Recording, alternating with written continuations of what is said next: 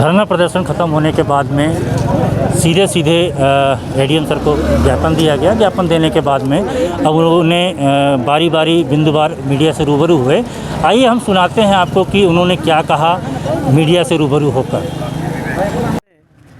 11:15 बजे से लेके 3:30 बजे तक का कलेक्ट्रेट भवन के सामने अंबेडकर जी की प्रतिमा के नीचे मध्य प्रदेश सरकार को जगाने के लिए, मध्य प्रदेश के मुख्यमंत्री का ध्यान आकृष्ट कराने के लिए हमने यहाँ अपने कुछ साथियों के साथ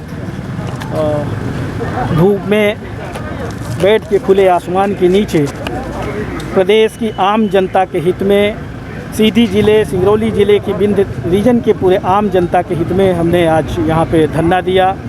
अघोषित बिजली कटौती जो 24 घंटे में 12 घंटे में बिजली आज किसानों को, गरीबों को नहीं मिल पा रही है। जो पुरानी बिजली की गाइडलाइन थी वो पूरी तरह से सरकार ने शेड्यूल चेंज कर दिया है और उसका आदेश भी कोई जारी नहीं किया है। अधिकारियों से बात करें तो बोलते हैं कि ये कोई अधिकृत आदेश नहीं जारी है, मौखिक आदेश है। तो ये सरकार कैसे चल रही है ये इससे समझ में आता है कि आज कोविड संक्रमण के काल में भी हमारा गरीब, किसान, मजदूर और छोटे छोटे व्यापारी, हर व्यक्ति लॉकडाउन की वजह से घरों में रहने के लिए बाध्य है।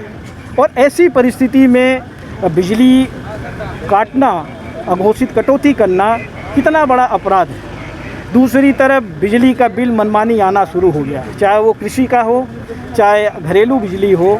जो हम लोगों ने, हमारी कांग्रेस सरकार ने जो व्यवस्था बनाई थी वो पूरी तरह से पलट दिया है और आज फिर लोग बिजली के बड़े बड़े बिल लेके परेशान होना शुरू हो गए हैं। दूसरा पॉइंट, आप जिस तरह से इस महामारी में सरकार ने बड़े बड़े वादे, बड़े बड़े आदेश किए कि हम 5 महीने का खाद्यान्न निःशुल्क देंगे, 2 महीने का केंद्र सरकार की तरफ से, 3 महीने का राज्य सरकार की दान, गरीबों तक पहुंचा नहीं। जो पात्र लोग हैं वो आज भी भटक रहे हैं, कहीं 1 महीने का मिला है, कहीं 2 महीने का मिला है, कहीं आधा मिला है। तो ये खाद्यान्न कहाँ गया? क्यों झूठी घोषणाएं करते हैं, क्यों बड़ी बड़ी बातें करते हैं? कहीं दिया भी तो पैसे लेके दिए। तो ये सारी जो विसंगतियाँ हैं, ये विसंगतियाँ हमारे गरीबों से जुड़ा हुआ है। हमारा जो गरीब वर्ग है, जो हमारे मूंची से लेके, और चाहे वो आपका फुटपाथ पे दुकान रखने वाला, सब्जी वाला हो, या अन्य लोग हैं, या छोटी छोटी दुकान, पान ठेला से लेके और सब्जी बेचना से लेके आपका टेंट वाले हो गए, आपका अन्य जो बैंड बाजा से लेके जो बहुत सारे लोग जो छोटे छोटे कारोबारी थे वो लॉकडाउन की वजह से पूरी तरह से प्रभावित हुए हैं। सरकार की तरफ से 6,000 रुपये कम से कम इनको देना चाहिए। ऐसे बहुत सारे लोग हैं जिनका जीवन यापन मुश्किल हो गया है, घर में खाने के लाले पड़े हुए हैं। एक ये भी हमारा बहुत बड़ा विषय है। कोरोना महामारी में जो लोग डेथ किए हैं वो आंकड़े छिपाने का जो खेल सरकार कर रही है ये बहुत ही गलत है।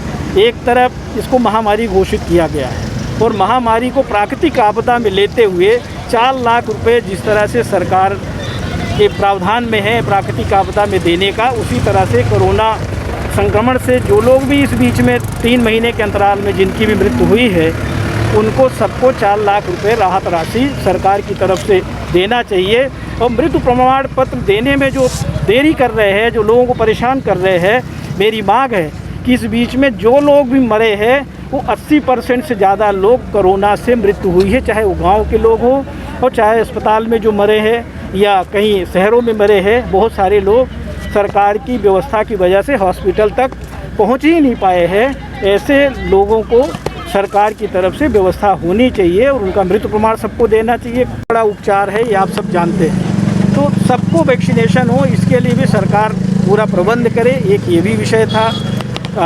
आपदा में भी जो भ्रष्टाचार करने में लगे हैं, स्वास्थ्य व्यवस्थाएँ नहीं हैं, डॉक्टर्स नहीं हैं, स्टाफ नर्स नहीं हैं, जो भर्तियां भी करते हैं, ट्रांसफ़र पोस्टिंग में, इन्हीं सब में जो अधिकारी से लेके सरकार लगी हुई है, इस पे रोक लगनी चाहिए और लोगों को मूलभूत सुविधाएं मिलनी चाहिए। जैसे बहुत सारे विषयों को लेके आज हम लोग यहाँ पर बैठे थे और हमने कलेक्टर के माध्यम से मुख्यमंत्री को ज्ञापन सौंपा है। मुझे पूरा विश्वास है कि मुख्यमंत्री जी आज जो हम लोगों ने यहाँ पे उनका ध्यान आकृष्ट कराने के लिए धरना दिया था, इसको संज्ञान में लेंगे।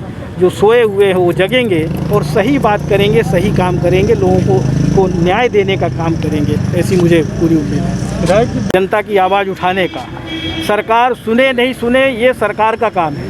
इससे ये समझ में आता है कि वो गरीबों के प्रति, किसानों के प्रति, आम जनता के प्रति कितने मांगे माननीय विधायक जी श्री कमलेश्वर पटेल द्वारा रखी गई है मध्य प्रदेश शासन के सामने।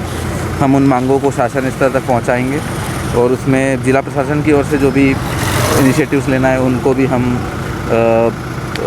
तत्काल इनिशिएटिव लेंगे। सर, प्रशासन द्वारा गाइडलाइन कोरोना की बनाई गई, कोरोना कर्फ्यू चल रहा था, उसके बाद भी जो लगातार भीड़ इकट्ठा हुई, इस तरह से क्या कार्रवाई? उस पर कार्रवाई पुलिस स्तर से की जाएगी, जो भी उचित कार्रवाई है।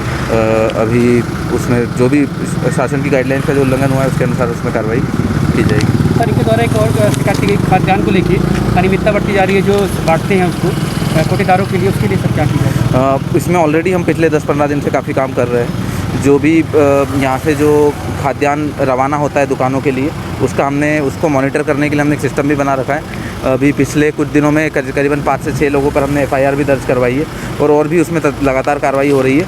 जहाँ पर समिति प्रबंधक अच्छे से काम नहीं कर रहे या वितरण नहीं कर रहे, उन्हें बदल कर स्व सहायता समूहों को हम लोग काम सौंपेंगे ताकि इसमें कुछ व्यवस्था सुनिश्चित हो सके। खाद्यान्न दुकानों में तो खाद्यान्न नहीं पहुँचा। हाँ, ये भी कमी है अभी, जिसमें जो ट्रांसपोर्टर है उनको हमने चेतावनी दी है और अगर नहीं पहुंचता है टाइमली तो उनके खिलाफ कार्रवाई भी की जाएगी। और हाँ, हमारे चैनल को सब्सक्राइब करें, घंटी का बटन दबाना ना भूलें, जिससे नई अपडेट आपको समय समय पर मिल सके।